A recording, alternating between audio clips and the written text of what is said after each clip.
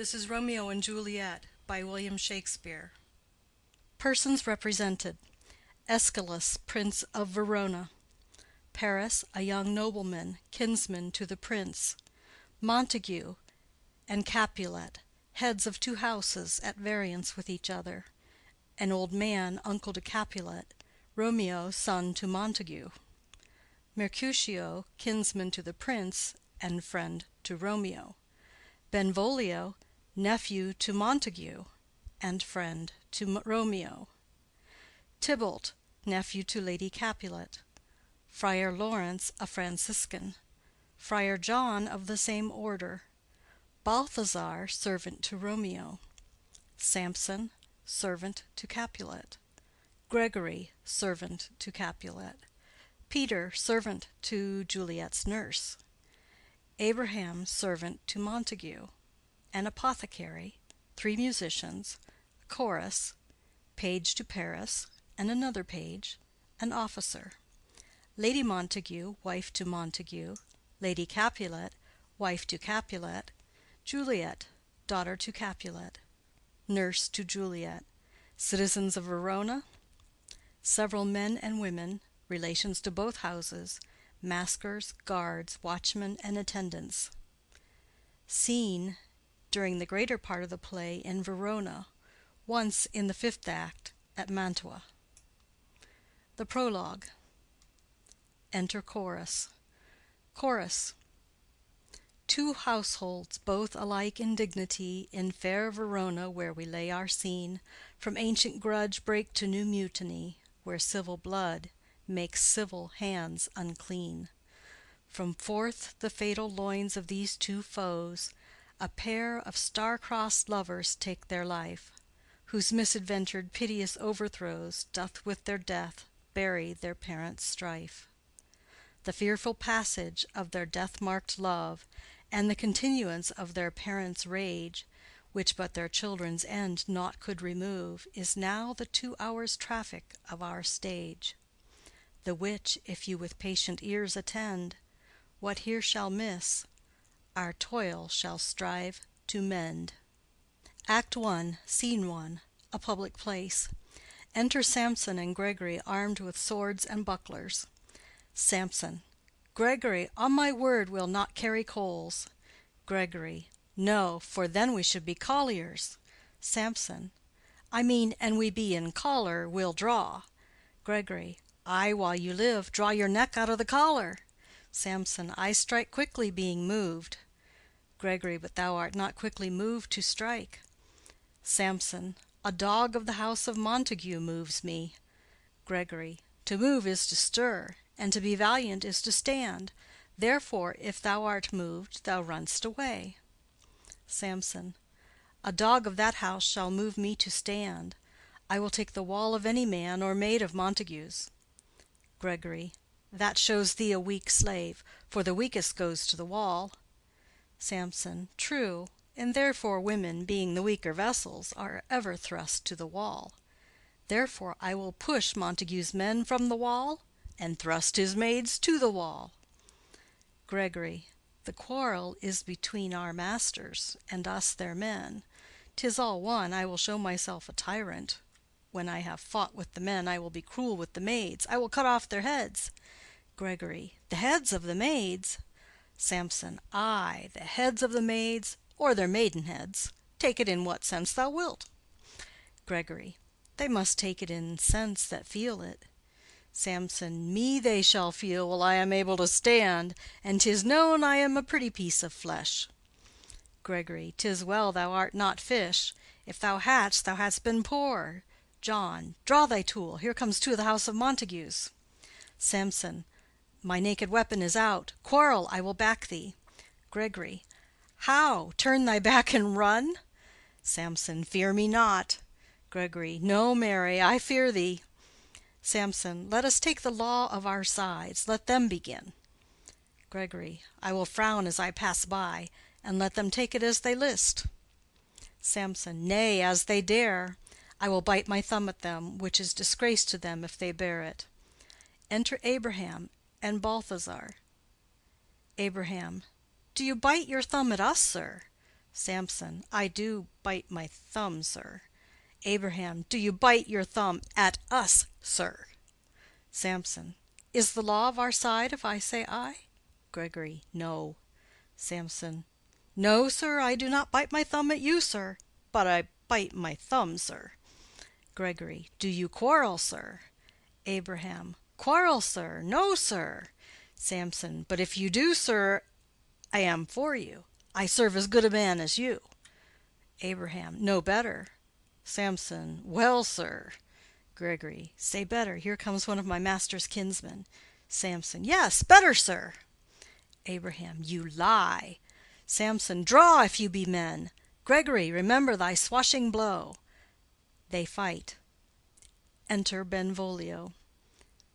Benvolio. Part, fools! Put up your swords. You know not what you do. Beats down their swords. Enter Tybalt. Tybalt. What art thou drawn among these heartless hinds? Turn thee, Benvolio, look upon thy death.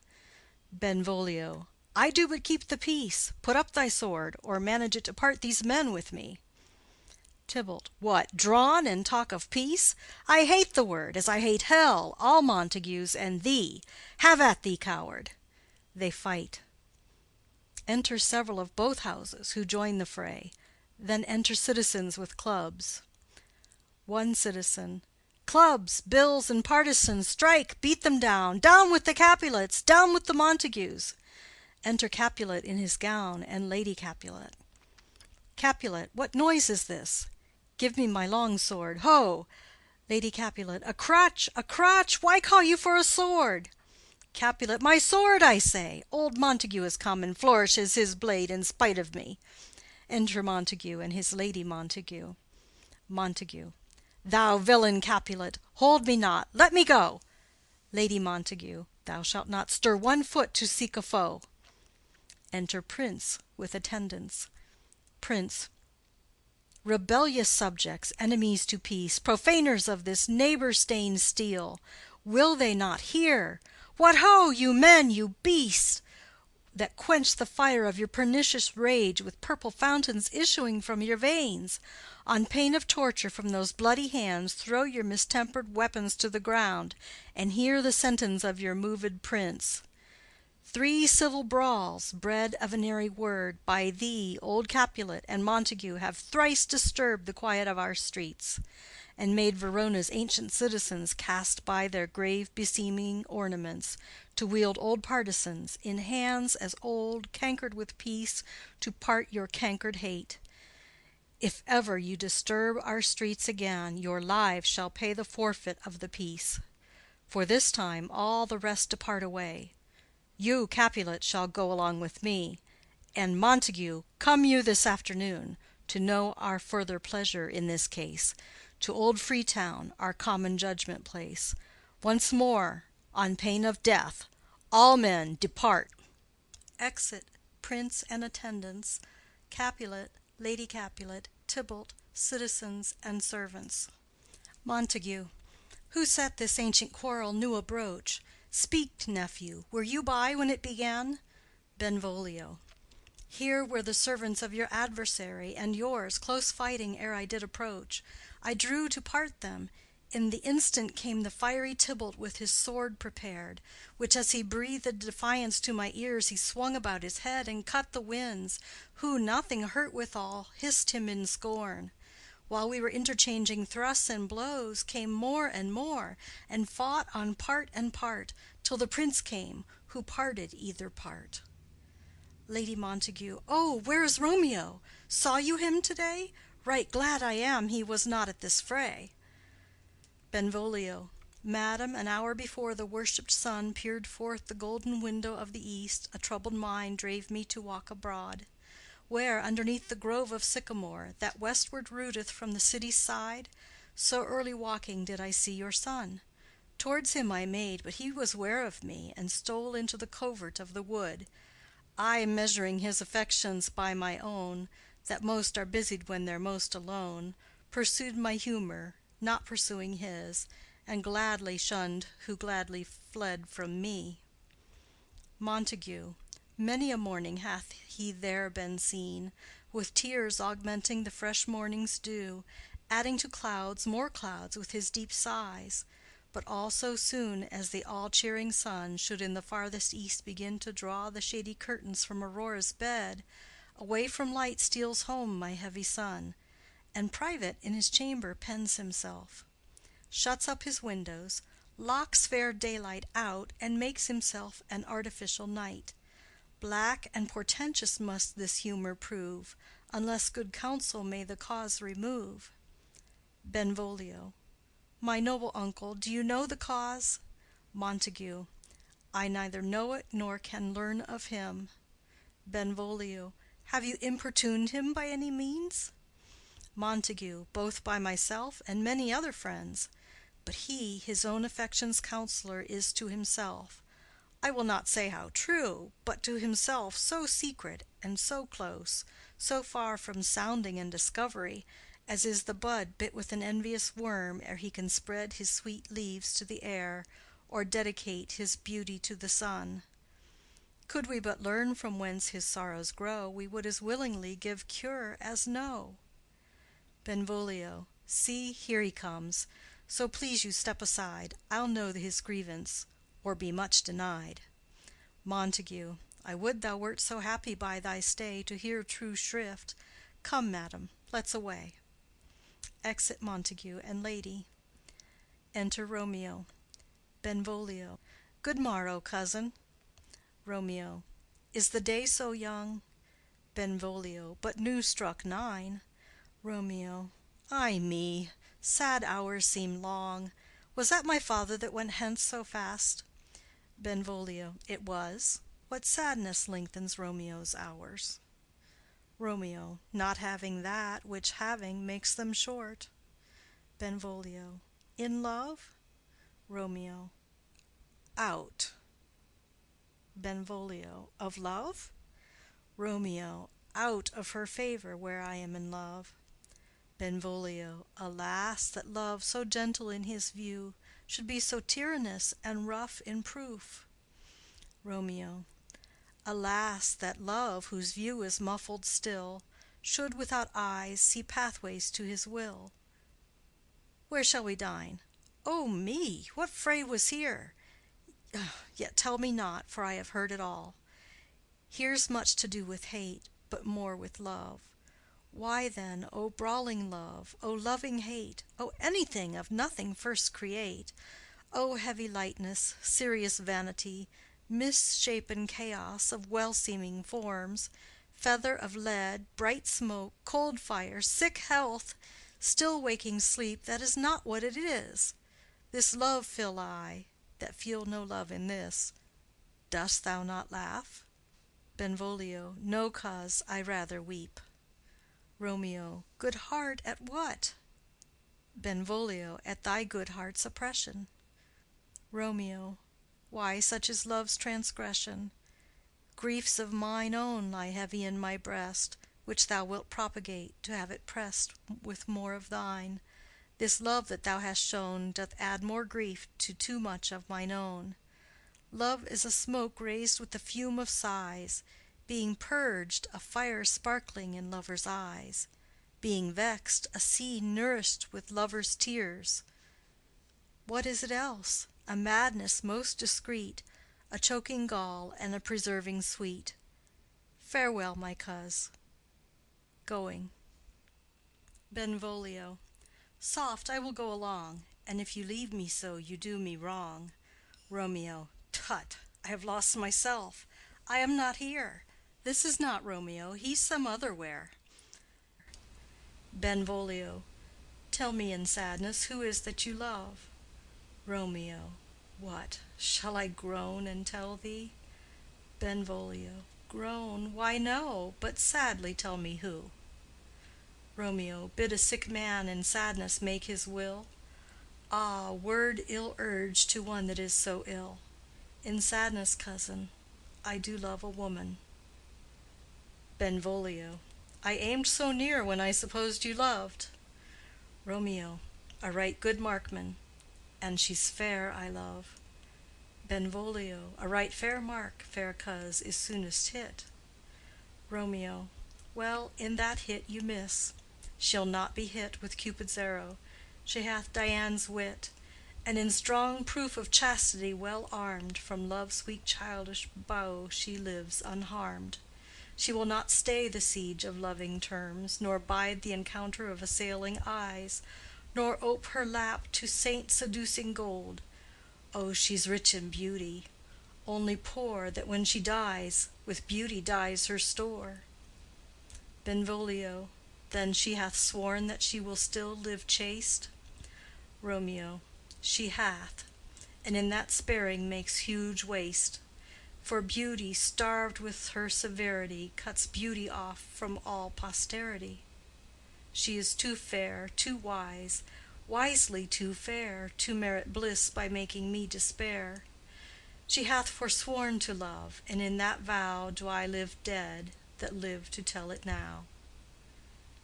Benvolio. Be ruled by me. Forget to think of her. Romeo. Oh, teach me how I should forget to think. Benvolio. By giving liberty unto thine eyes. Examine other beauties. Romeo.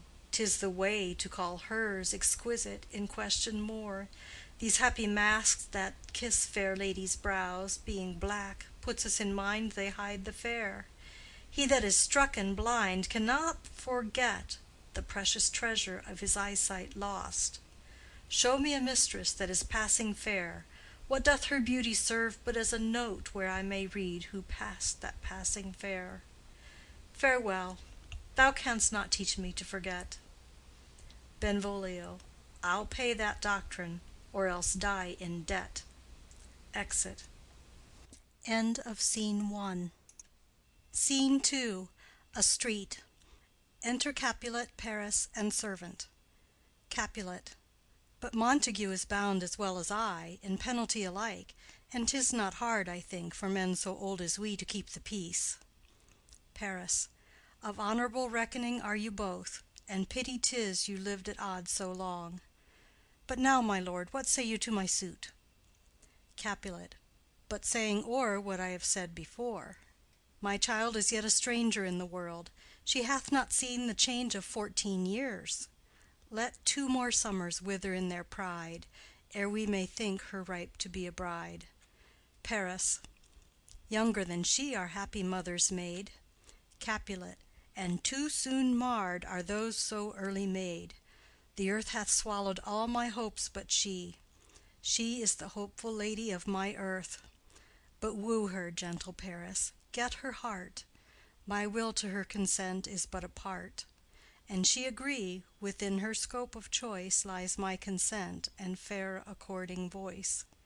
This night I hold an old accustomed feast, whereto I have invited many a guest, such as I love. And you among the store, one more most welcome makes my number more. At my poor house look to behold this night earth-treading stars that make dark heaven light. Such comfort as do lusty young men feel, when well-apparelled April on the heel of limping winter treads, even such delight among fresh female buds shall you this night inherit at my house. Hear all see, and like her most whose merit most shall be, which among view of many, mine being one, may stand in number, though in reckoning none. Come, go with me. Go, sirrah, trudge about through fair Verona, find those persons out whose names are written there, gives a paper, and to them say, my house and welcome on their pleasure stay. Exit Capulet and Paris. Servant. Find them out whose names are written here. It is written that the shoemaker should meddle with his yard, and the tailor with his last, the fisher with his pencil, and the painter with his nets. But I am sent to find those persons whose names are here writ, and can never find what names the writing person hath here writ. I must to the learned, in good time. Enter Benvolio and Romeo. Benvolio. Tut, man, one fire burns out another's burning. One pain is lessened by another's anguish. Turn giddy, and be holp by backward turning. One desperate grief cures with another's languish. Take thou some new infection to thy eye, and the rank poison of the old will die. Romeo. Your plantain leaf is excellent for that. Benvolio. For what, I pray thee? Romeo. For your broken shin. Benvolio. Why, Romeo, art thou mad? Romeo. Not mad, but bound more than a madman is, shut up in prison, kept without my food, whipped and tormented and— Gaden, good fellow. Servant. God gi gaden. I pray, sir, can you read? Romeo. Ay, mine own fortune in my misery. Servant. Perhaps you have learned it without book, but I pray, can you read anything you see? Romeo. Ay, if I know the letters and the language. Servant. Ye say honestly. Rest you merry. Romeo. Stay, fellow, I can read. Reads.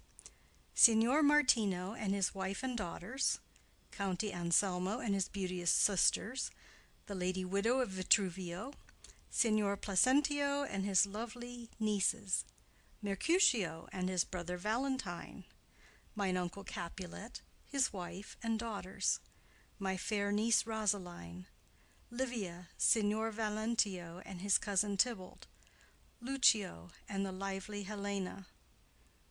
A fair assembly. Gives back the paper. Whither should they come? Servant. Up. Romeo. Whither? Servant. To supper, to our house. Romeo. Whose house? Servant. My master's. Romeo. Indeed, I should have asked you that before.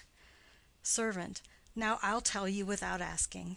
My master is the great rich Capulet, and if you be not of the house of Montagues, I pray, come and crush a cup of wine. Rest you merry. Exit. Benvolio. At this same ancient feast of Capulets sups the fair Rosaline, whom thou so lovest, with all the admired beauties of Verona. Go thither, and with unattainted eye compare her face with some that I shall show, and I will make thee think thy swan a crow. Romeo. When the devout religion of mine eye maintained such falsehood, then turn tears to fires. And these, who often drowned, could never die, transparent heretics, be burnt for liars. One fairer than my love? The all-seeing sun ne'er saw her match since first the world begun. Benvolio. Tut, you saw her fair, none else being by, herself poised with herself in either eye. But in that crystal scales let there be weighed your lady's love against some other maid that I will show you shining at this feast, and she shall scant show well that now shows best. Romeo. I'll go along, no such sight to be shown, but to rejoice in splendor of mine own. Exit. Scene 3. Room in Capulet's house. Enter Lady Capulet and nurse. Lady Capulet. Nurse, where's my daughter? Call her forth to me. Nurse. By my maidenhead, at 12-year-old I bade her come. What, lamb? What, ladybird? God forbid! Where's this girl? What, Juliet? Enter Juliet. Juliet. How now? Who calls? Nurse. Your mother. Juliet. Madam, I am here. What is your will? Lady Capulet. This is the matter. Nurse, give leave a while. We must talk in secret. Nurse, come back again. I have remembered me. Thou's hear our counsel. Thou knowest my daughter's of a pretty age. Nurse. Faith, I can tell her age unto an hour. Lady Capulet. She's not 14. Nurse. I'll lay 14 of my teeth, and yet to my teen be it spoken, I have but 4. She is not 14. How long is it now to Lammastide? Lady Capulet. A fortnight and odd days. Nurse. Even or odd, of all the days in the year, come Lammas Eve at night shall she be 14. Susan and she, God rest all Christian souls, were of an age. Well, Susan is with God. She was too good for me. But, as I said, on Lammas Eve at night shall she be 14. That shall she, Mary. I remember it well. 'Tis since the earthquake now 11 years, and she was weaned. I never shall forget it. Of all the days of the year, upon that day, for I had then laid wormwood to my dug, sitting in the sun under the dove house wall, My lord and you were then at Mantua. Nay, I do bear a brain. But as I said, when it did taste the wormwood on the nipple of my dug, and felt it bitter, pretty fool, to see it tetchy and fall out with the dug. Shake, quoth the dove–house, 'twas no need, I trow, to bid me trudge, and since that time it is 11 years. For then she could stand alone, nay, by the rood she could have run and waddled all about, for even the day before she broke her brow. And then my husband, God be with his soul, he was a merry man, took up the child. Yea, quoth he, dost thou fall upon thy face? Thou wilt fall backward when thou hast more wit. Wilt thou not, Jewel? And by my holidame, the pretty wretch left crying, and said, Aye. To see now how a jest shall come about, I warrant, and I should live 1,000 years, and never should forget it. Wilt thou not, Jewel? Quoth he. And pretty fool it stinted, and said, Aye. Lady Capulet. Enough of this. I pray thee hold thy peace. Nurse. Yes, madam. Yet I cannot choose but laugh to think it should leave crying and say aye. And yet I warrant it had upon its brow a bump as big as a young cockerel's stone, a parlous knock, and it cried bitterly. Yea, quoth my husband, fall'st upon thy face? Thou wilt fall backward when thou comest to age. Wilt thou not, Jewel? It stinted and said, Aye. Juliet. And stint thou too, I pray thee, nurse, say aye. Nurse. Peace, I have done. God mark thee to his grace. Thou wast the prettiest babe that e'er I nursed, and I might live to see thee married once, I have my wish. Lady Capulet. Marry. That marry is the very theme I came to talk of. Tell me, daughter Juliet, how stands your disposition to be married? Juliet. It is an honor that I dream not of. Nurse. An honor? Were not I thine only nurse, I would say thou hadst sucked wisdom from thy teat. Lady Capulet. Well, think of marriage now. Younger than you, here in Verona, ladies of esteem, are made already mothers. By my count, I was your mother much upon these years that you are now a maid. Thus then, in brief, the valiant Paris seeks you for his love. Nurse. A man, young lady, lady, such a man as all the world. Why, he's a man of wax. Lady Capulet. Verona's summer hath not such a flower.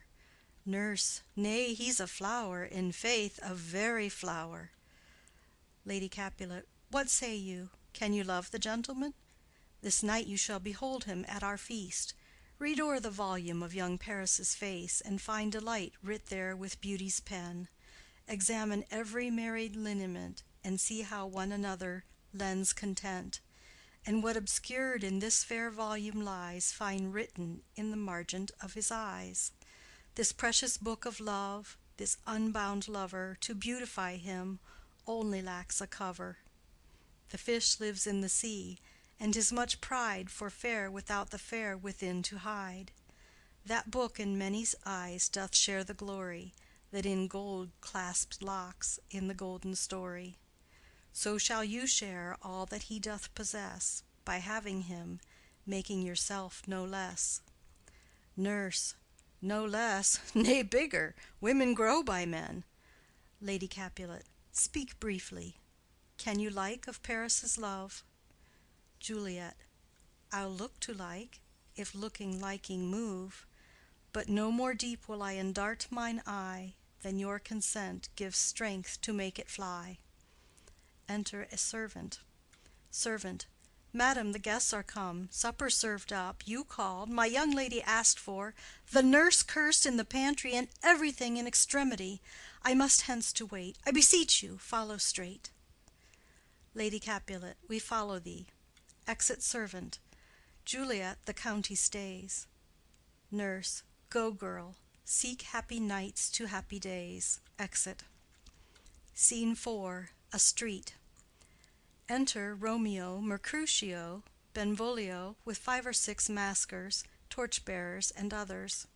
Romeo. What, shall this speech be spoke for our excuse, or shall we on without apology? Benvolio. The date is out of such prolixity.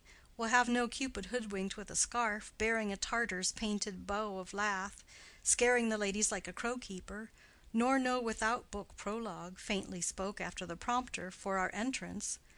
But let them measure us by what they will, and we'll measure them a measure and be gone.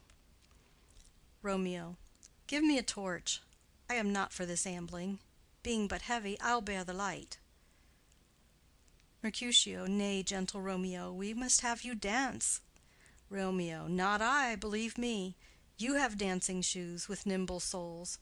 I have a soul of lead, so stakes me to the ground I cannot move. Mercutio. You are a lover. Borrow Cupid's wings, and soar with them above a common bound. Romeo. I am too sore and pierced with his shaft to soar with his light feathers, and so bound I cannot bound a pitch above dull woe. Under love's heavy burden do I sink. Mercutio. And to sink in it should you burden love, too great oppression for a tender thing. Romeo. Is love a tender thing? It is too rough, too rude, too boisterous, and it pricks like thorn. Mercutio. If love be rough with you, be rough with love. Prick love for pricking, and you beat love down. Give me a case to put my visage in, putting on a mask. A vizard for a vizard. What care I what curious eye doth quote deformities? Here are the beetle brows, shall blush for me. Benvolio. Come, knock and enter, and no sooner in but every man betake him to his legs. Romeo. A torch for me. Let wantons light of heart tickle the senseless rushes with their heels, for I am proverbed with the grandsire phase. I'll be a candle holder, and look on. The game was ne'er so fair, and I am done. Mercutio. Tut! Done's the mouse, the constable's own word. If thou art done, we'll draw thee from the mire of this, sir, reverence, love, wherein thou stickest up to the ears. Come, we burn daylight. Ho! Romeo. Nay, that's not so. Mercutio. I mean, sir, in delay we waste our lights in vain, like lamps by day. Take our good meaning, for our judgment sits 5 times in that ere once in our 5 wits. Romeo. And we mean well in going to this mask, but 'tis no wit to go. Mercutio. Why, may one ask? Romeo. I dreamt a dream to-night. Mercutio. So did I. Romeo. Well, what was yours? Mercutio. That dreamers often lie. Romeo. In bed asleep, while they do dream things true. Mercutio. Oh, then, I see Queen Mab hath been with you. She is the fairy's midwife, and she comes in shape no bigger than an agate stone on the forefinger of an alderman, drawn with a team of little atomies athwart men's noses as they lie asleep. Her wagon spokes made of long spinners' legs, the cover of the wings of grasshoppers, the traces of the smallest spider's web, the collars of the moonshine's watery beams, her whip of cricket's bone, the lash of film, her wagoner a small gray-coated gnat, not half so big as a round little worm pricked from the lazy finger of a maid. Her chariot is an empty hazelnut, made by the joiner squirrel or old grub, time out of mind the fairies' coachmakers. And in this state she gallops night by night through lovers' brains, and then they dream of love. Or courtiers' knees that dream on courtesies straight, or lawyers' fingers who straight dream on fees, or ladies' lips who straight on kisses dream, which oft the angry Mab with blisters plagues, because their breaths with sweetmeats tainted are. Sometimes she gallops o'er a courtier's nose, and then dreams he of smelling out a suit. And sometimes comes she with a tithe-pig's tail, tickling a parson's nose as he lies asleep. Then dreams he of another benefice. Sometimes she driveth o'er a soldier's neck, and then dreams he of cutting foreign throats, of breaches, ambuscados, Spanish blades, of health's 5 fathom deep, and then anon drums in his ear, at which he starts and wakes, and being thus frightened swears a prayer or two, and sleeps again.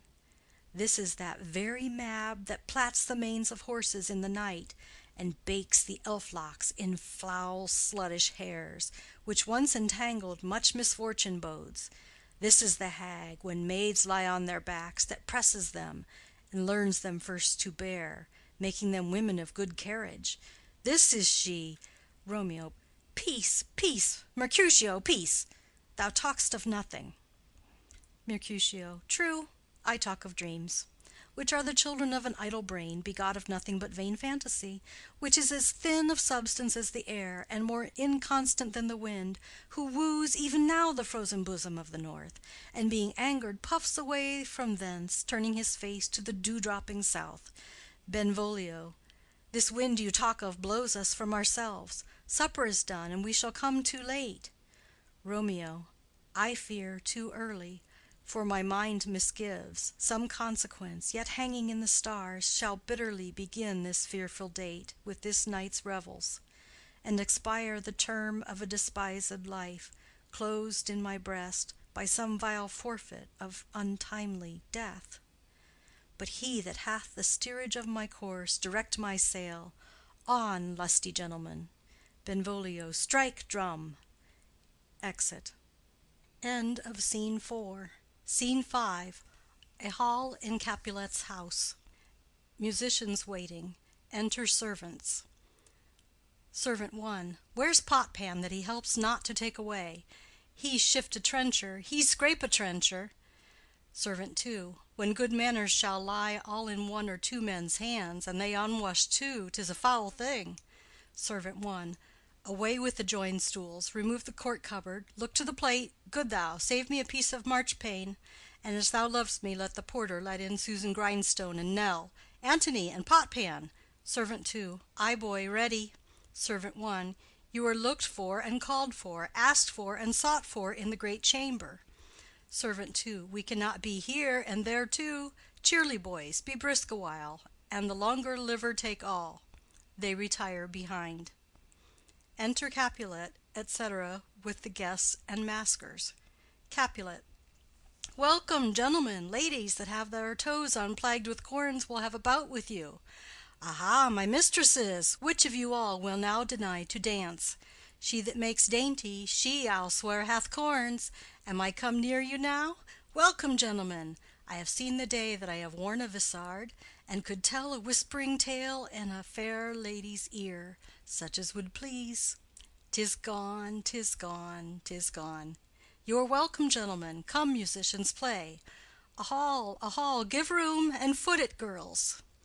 Music plays, and they dance. More light, you knaves, and turn the tables up, and quench the fire, the room is grown too hot. Ah, sirrah, this unlooked-for sport comes well. Nay, sit, good cousin Capulet, for you and I are past our dancing days. How long is it now since last yourself and I were in a mask? Capulet. 2. By your lady, 30 years. Capulet. What, man, 'tis not so much, 'tis not so much. 'Tis since the nuptial of Lucentio. Come Pentecost as quickly as it will, some 25 years, and then we masked. Capulet. 2. 'Tis more, 'tis more. His son is elder, sir. His son is 30. Capulet. Will you tell me that? His son was but a ward 2 years ago. Romeo. What lady is that which doth enrich the hand of yonder knight? Servant. I know not, sir. Romeo. Oh, she doth teach the torches to burn bright. It seems she hangs upon the cheek of night, like a rich jewel in an Ethiop's ear. Beauty too rich for use, for earth too dear. So shows a snowy dove trooping with crows, as yonder lady o'er her fellows shows. The measure done, I'll watch her place of stand, and touching hers, make blessed my rude hand. Did my heart love till now? Forswear at sight, for I ne'er saw true beauty till this night. Tybalt. This, by his voice, should be a Montague. Fetch me my rapier, boy. What, dares the slave come hither, covered with an antic face, to flee and scorn at our solemnity? Now, by the stock and honor of my kin, to strike him dead I hold it not a sin. Capulet. Why, how now, kinsman, wherefore storm you so? Tybalt. Uncle, this is a Montague, our foe. a villain that is hither come in spite to scorn at our solemnity this night. Capulet. Young Romeo is it? Tybalt. 'Tis he, that villain Romeo.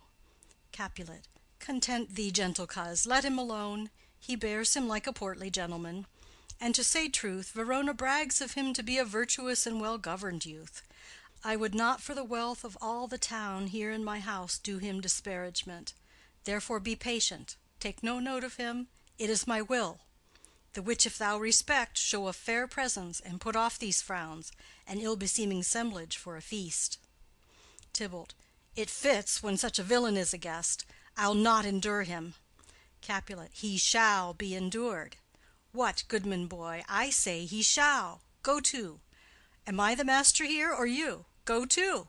You'll not endure him, God shall mend my soul. You'll make a mutiny among my guests. You'll set a cock-a-hoop. You'll be the man. Tybalt. Why, uncle, 'tis a shame. Capulet. Go to, go to. You are a saucy boy. Is it so indeed?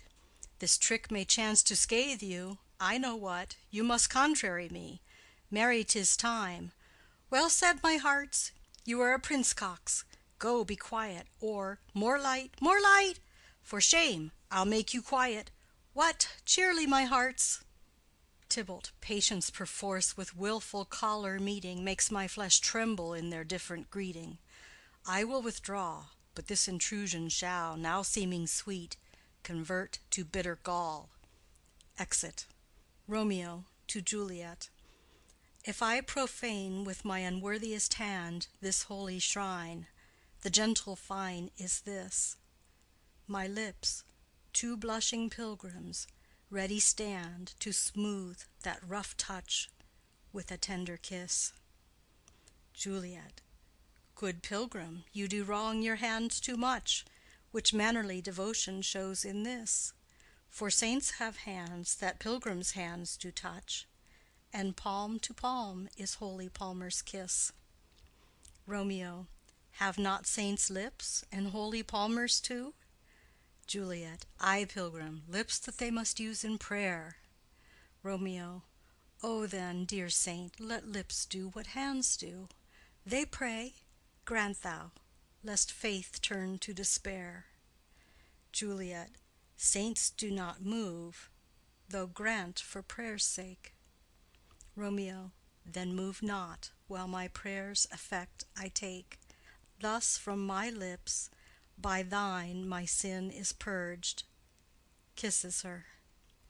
Juliet. Then have my lips the sin that they have took. Romeo. Sin from my lips? O trespass sweetly urged! Give me my sin again. Juliet. You kiss by the book. Nurse. Madam, your mother craves a word with you. Romeo. What is her mother? Nurse. Marry, bachelor, her mother is the lady of the house, and a good lady, and a wise and virtuous. I nursed her daughter that you talked withal. I tell you, he that can lay hold of her shall have the chinks. Romeo. Is she a Capulet?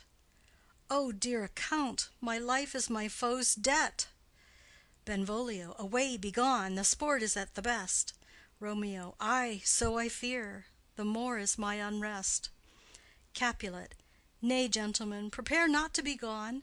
We have a trifling foolish banquet towards. Is it e'en so? Why then, I thank you all. I thank you, honest gentlemen. Good night. More torches here. Come on then, let's to bed. Ah, sirrah, to second Capulet. By my fay, it waxes late. I'll to my rest. Exit all but Juliet and nurse. Juliet. Come hither, nurse. What is yon gentleman? Nurse. The son and heir of old Tiberio. Juliet. What's he that now is going out of door?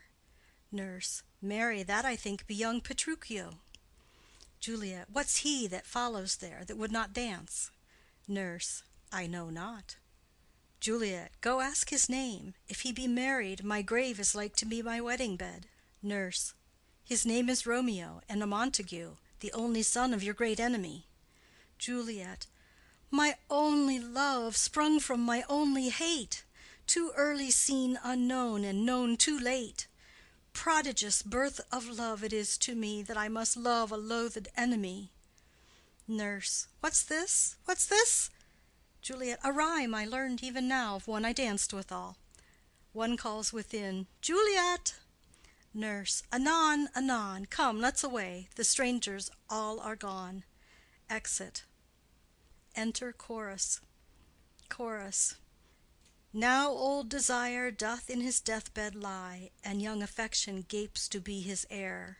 That fair for which love groaned for and would die, with tender Juliet matched, is now not fair.